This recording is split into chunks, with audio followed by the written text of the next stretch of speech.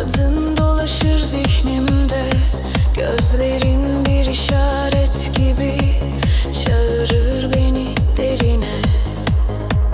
Kaybolmuş bir frekansta yankın vurur içime.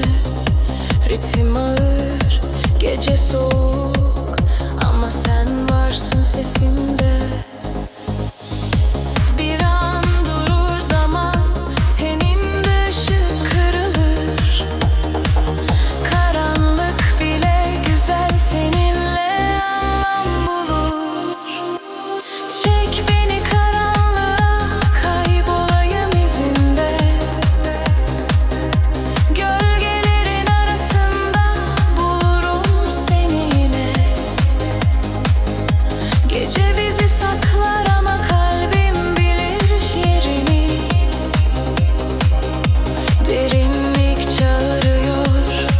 Ritim tutuyor elimden.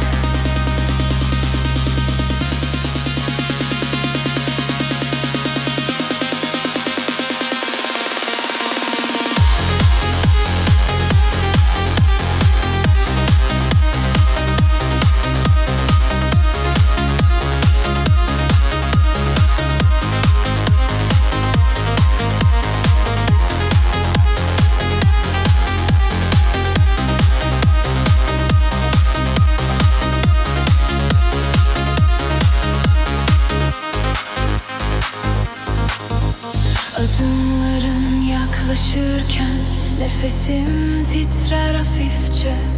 Sanki dünya çöker altımdan, düşerim gözlerine.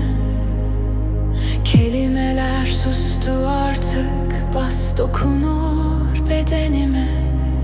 Gecenin en dip noktasında sen büyürsün içimde.